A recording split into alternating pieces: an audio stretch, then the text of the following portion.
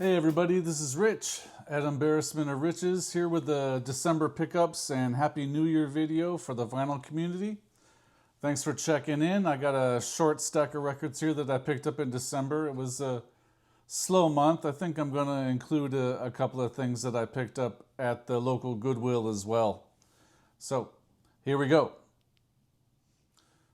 First up is a record that I'm very, very happy to have, and I had mentioned in my Record Store Day Black Friday want list as my #1 record that I wanted to get. And of course, couldn't find it, wasn't available at any of the local places. So I had to scour the internet, and I got lucky.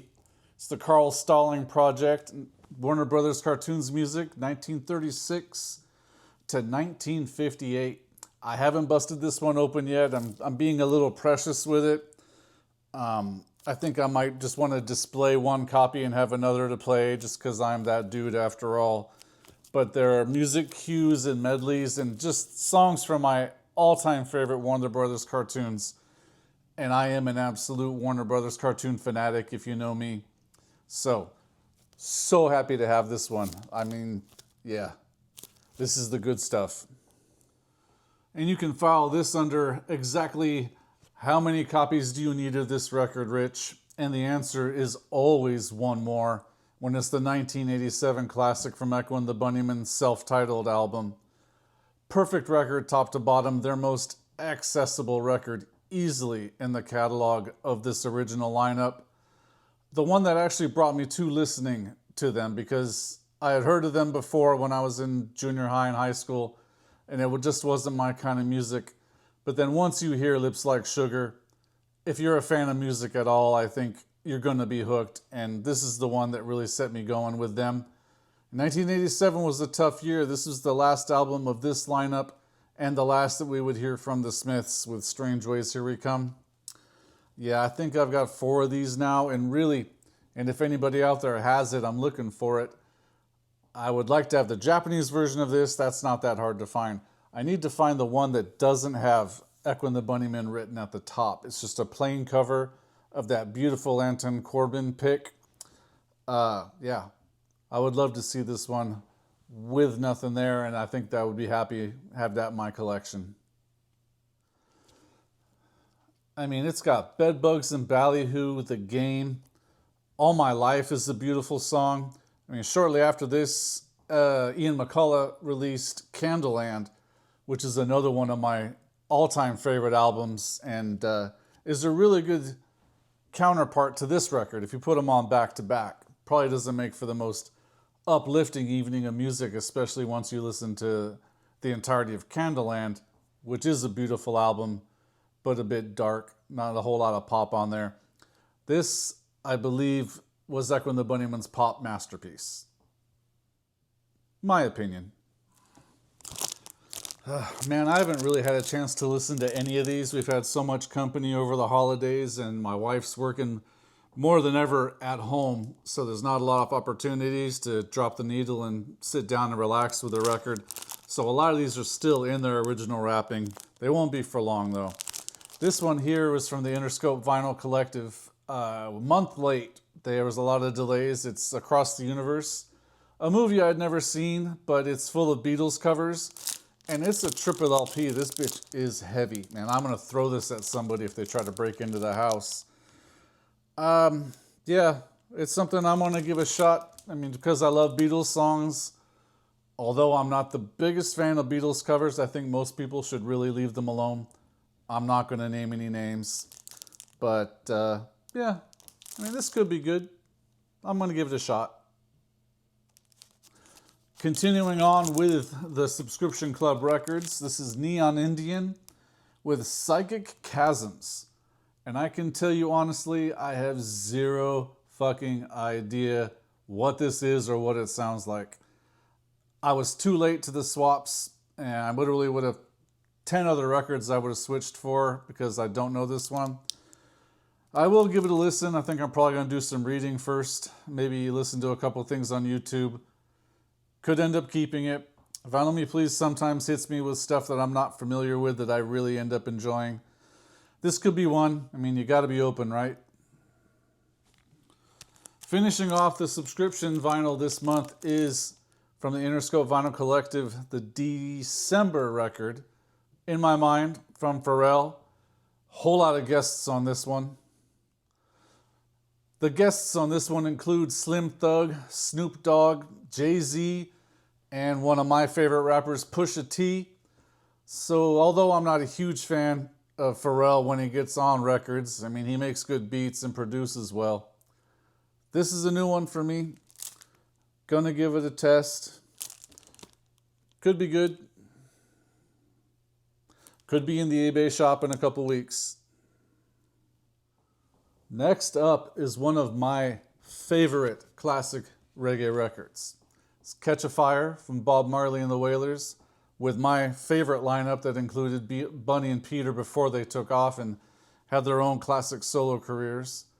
This one is a half-speed remaster done at Abbey Road. Not familiar with the mix. I did buy it used, so it is already open. It's on classic black vinyl, and for whatever reason, I guess to give you some sense of security, comes with a mastering certificate. I've enjoyed all the half-speed remasters that I have bought in various genres. So why not have one of my all-time favorite records done that way? I really, really hope this one sounds great because I do love this record, every single song. 400 years, down in the Babylon. Next record is one I picked up at my local a couple of weeks ago, and anytime I see this particular gem in VG Plus or better for $20 or less, chances are I'm going to pick it up. It's an all-time great record. Love to have it in the collection. It's an upgrade from the one I had previously, so I'm satisfied with that. But this thing is a steal at $20 with all the music that it has on it. Highly recommended, obviously. It's a classic for a reason. Next up is another one that took its own sweet time after a couple of delays to get to my house. And that is Ada Vista from Childish Gambino. This is what Donald Glover is calling the finished version of his fourth album from a few years ago called 3:15:20. I've listened to about half of it. This probably is my favorite Childish Gambino album. I don't have a deep catalog. I don't have any of them on vinyl except for this one, but I do have everything digitally.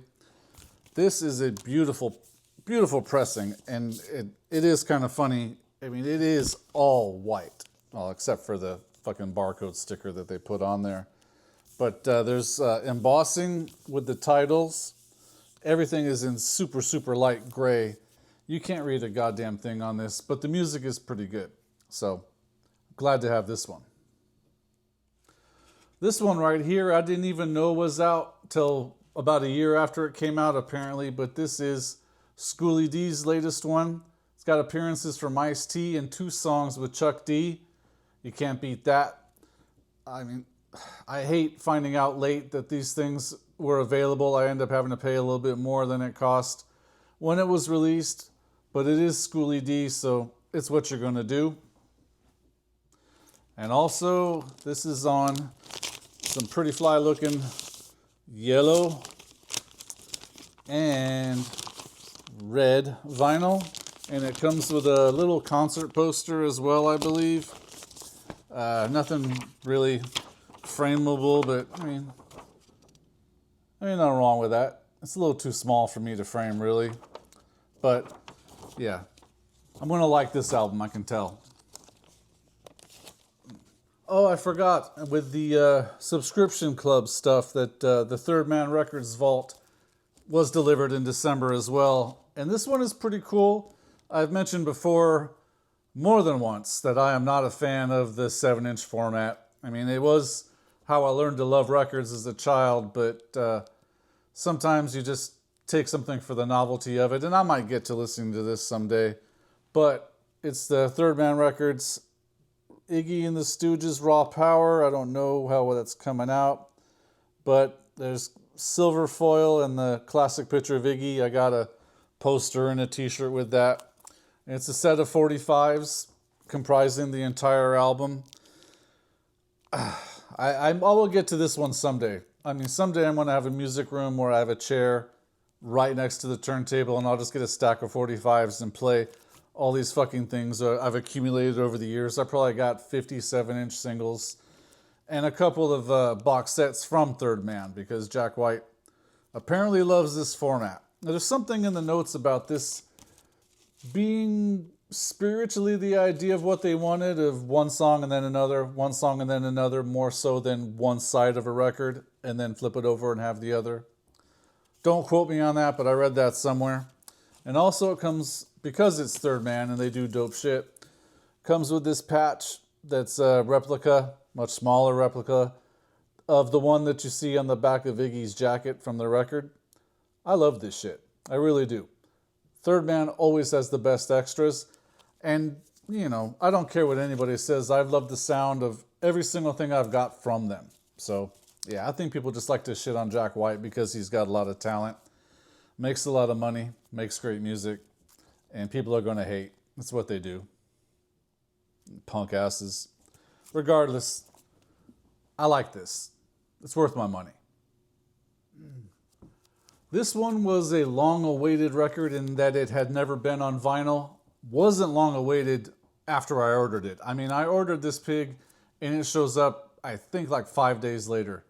From the time it was available to the time it reached my door was super quick. And I get that a lot with Avett Brothers material. This is Mignonette, the first time on vinyl. Contains a couple of my all-time favorite Avett Brothers songs, Swept Away, and probably my favorite song of theirs, Salvation Song. Awesome. I got 2 of these, and I'm so very happy to have this, and I'm sorry for the reflection. That kind of sucks. But, oh man. It's on red vinyl. That's cool and all. But the music contained within is the important thing. Gatefold, and it's sturdy. Yeah. I love everything that the Avett Brothers do. Not a miss, not one miss in my opinion. Next up is one that I bought after hearing one song from the artist on Western AF. This one is really, really good. It's John R. Miller, Depreciated. I also have another record of his that I just got that I'm really, really getting into. And of course, if it's on Western AF, it's going to be what probably qualifies as underground country music, which is about all I listen to, because I don't think any of the country music I like will ever get played on the radio, and that's kind of how I like it. I mean, some of them are going to go above ground, you know, just because that talent kind of rises and even the squares figure it out. But this one, as far as I know, is still fairly underground. And if you see it on Western AF or anywhere else, John R. Miller. Awesome voice and a great songwriter. This is dope. And here's one I forgot to include in my November vinyl finds, because this is a record also from an artist on Western AF, and it's J.P. Harris, Sometimes Dogs Bark at Nothing. This might be my favorite album of the moment. It's not new, but it sounds great, and I've played it more than a lot of other ones lately. I think it was Embryonic Robot Brian that recommended this one because he really loves the outlaw country and folk music. So thank you for the recommendation, and thanks for all the VCLT country and Americana that you've sent lately. I'm going to listen to it all eventually, but it's appreciated. Up next is the one that completes my Black Flag collection. Finally. Been many years. It's 1983. My War. Great condition record. Found this one on eBay. Ended up paying about $30 to $40 less than I would have paid if I had found it in a store. Without a doubt, I've seen this one go for a lot of money. This one has the title track My War and Scream, Forever Time. This is my favorite lineup of Black Flag. Bill Stevenson is my favorite drummer in all of punk rock. And I'm a fan of Henry Rollins. I know a lot of people aren't. All you gotta do is look on YouTube and read comments and anything that has a picture of him. But I like this album. It's not my favorite Black Flag album, but completes the collection. How about that? If you're still here, I want to thank you sincerely for your patience, and this is the last of the December vinyl finds. One I was able to pre-order about a month ago. I can't believe this hasn't been on vinyl. It's the Old Crow Medicine Show's debut album. My favorite lineup, including Willie Watson when he was still with this band. They're not quite the same without him, although Willie Watson does have incredible solo records, if you're into that. This is remastered by the great Dave Rawlings and released by Aconey Records, his label. I love this record. I absolutely love this record. I'm so glad to have it. It's got two of my favorites. It's Big Time in the Jungle and Tell It to Me. Great, great songs. Oh shit, I completely forgot. It's got Wagon Wheel. Even people who don't love this type of music probably know Wagon Wheel. I think that's one that a lot of people have heard. So yeah, that's for December. January is already here and a new year. So I hope everybody in the Vinyl Collective had a great Christmas, received all the records that they wanted, and were surrounded by love. Yeah, things could probably get a little rough in the years to come. At least the next 4, for fuck's sake. Yeah. But glad to be part of this community, and I appreciate everybody who watches, likes, and comments. And I have loved everybody's video this past month. There's so many threads that I'm late on. I was nominated or named as someone to do the Sad Bastard tag, but I wasn't added or hashtagged in it to where it actually came to me as a message. I had to watch the video and see that they included my name. So I'm grateful for that, and I'm working on that. I don't want to do just something really stupid. I'm not good at just talking to the camera. I like to include a few things if I can and keep it fun. This is Embarrassment of Riches, so obviously I'm not afraid of looking stupid. That's why there's always bloopers at the end for me fucking things up. Regardless, hope all is well, and I'll see you all next time. Man, I fucking missed the compilation video thread. Man, I have a lot of compilation records that I'm really proud of and I would love to show. But that thread's come and gone. I don't want to hop on that a fucking full month or two after it's done. That's my bad. Getting old, getting older. Another year. Everybody take it easy. I'll see you next time.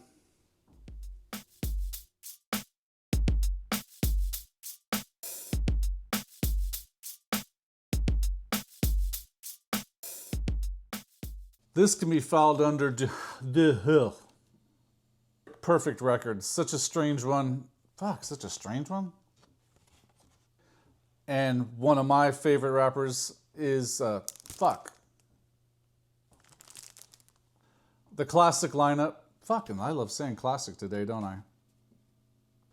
Catch a Fire by Mob Boom.